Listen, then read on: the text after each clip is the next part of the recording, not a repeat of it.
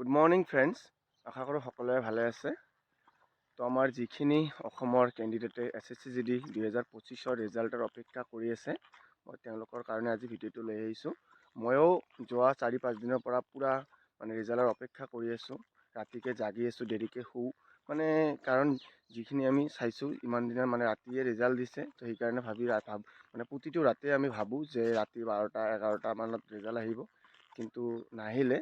18ৰ পৰা 22 তাৰিখলৈকে আমি ফুল ৱেইট কৰিলোঁ, কিন্তু ৱেইট কৰাৰ ফল আমি নাপালোঁ।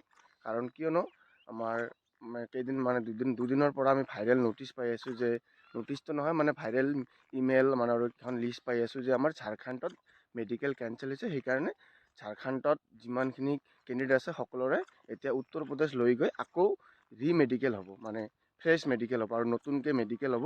সেইকাৰণে ইমান দিন চাগে ৰিজাল্ট দিয়া নাই, আৰু এই কথাটো আমি ইমান দিন বিশ্বাস কৰা নাই।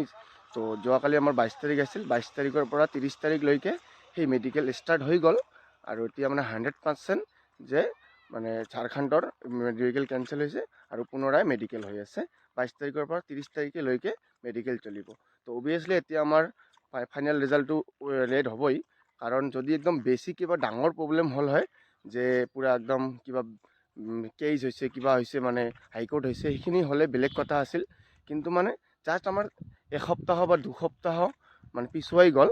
তো এইখিনিৰ কাৰণে কেতিয়াও মোৰ মতামত কৈছোঁ, কেতিয়াও ছেপাৰেটকৈ ৰাখি ৰিজাল্ট নিদিয়ে। যেনেকুৱা মণিপুৰ হৈছে, কেতিয়াবা ফিজিকেল কেঞ্চেল হৈছে, তেনেকৈ ছেপাৰেট কৰি ৰাখি কেতিয়াও চাগে এইবাৰ নহ'ব। কাৰণ যেতিয়া বেছি পিছুৱাই যায় তেতিয়া বেলেগ কথা, কিন্তু প্লাছ 10 দিন 15 দিনৰ পিছুৱাৰ একো নহয়, চাগে একেলগেই দিব গোটেইখিনি, সেইখিনি কমপ্লিট কৰাৰ পিছত।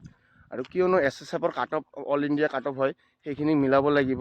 আৰু কিছুমানে ৱেষ্ট বেংগল আৰু বেলেগ বেলেগ ষ্টেটৰ পৰা গৈ ঝাৰখণ্ডত এক্সাম দিছে, মেডিকেল দিছে। সেইকাৰণে অকল এটা ষ্টেটক ভাবিলে নহ'ব, কাৰণ মেডিকেল তাত হ'ব পাৰে, কিন্তু বেলেগ ষ্টেটৰ পৰা গৈ তাতো মেডিকেল দিছে। তো 2-3খন ষ্টেট তাত জড়িত হৈ আছে। সেইকাৰণে চাগে ৰিজাল্ট নোলায়। আৰু এতিয়া যেনেকুৱা আমাৰ 9 তাৰিখ মেডিকেল শেষ হৈছে ডিচেম্বৰৰ, তো আমি ৰোজগাৰ মেলা শুনা পাইছোঁ 26 তাৰিখ, আৰু ৰিজাল্ট আমি আশা কৰিছোঁ 18, 20 বা 22 তাৰিখৰ ভিতৰত আহিব।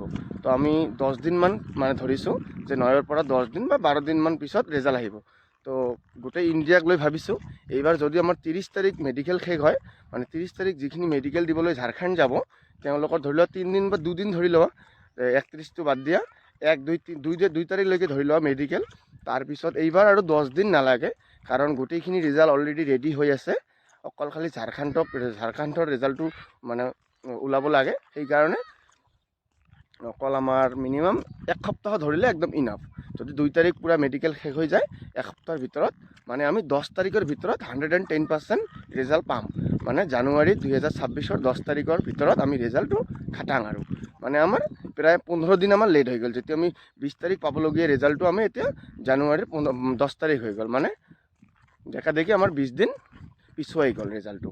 তো এইখিনি ক'ব লগা একো নাই, কাৰণ যি হয় আমাৰ হাতত একো নাই, আমি খালি জাষ্ট শুনিব লাগে এইখিনিয়ে। আৰু আমি যোৱাকালি পৰহি আমি আৰু এটা ন'টিচ দেখা পালোঁ যে আমাৰ অসমৰ শিলচৰৰ মেডিকেল কেঞ্চেল হৈছে। এইটো একদম ভুৱা ন'টিচ হয়, ফেক ন'টিচ। কাৰণ সেইখিনিক চাই কিছুমানে বনাই দিছে, যিখিনিয়ে ফেইল কৰিছে মেডিকেল, এই মেডিকেল ফেইল কৰাখিনিয়ে এইটো কাম কৰিছে যে আমিও এখন ভাইৰেল ন'টিচ বনাই দিওঁ, কিজানি কিবা চাই যদি কিবা হয়। তো আৰু এইখিনিয়ে, আৰু ৰিজাল্ট আহিব আমাৰ মিনিমাম এতিয়া মোৰ জনামতে জানুৱাৰী 10 তাৰিখে। এইটো মই একদম 110% চিয়'ৰ, 10 তাৰিখ নহয়, 10 তাৰিখৰ ভিতৰত আহিব। 5 তাৰিখৰ 5 আৰু 10ৰ ভিতৰত 110% মই চিয়'ৰ। আৰু এতিয়া আৰু এই মাহত আশা কৰি লাভ নাই, আমি বহুত আশা কৰিলোঁ।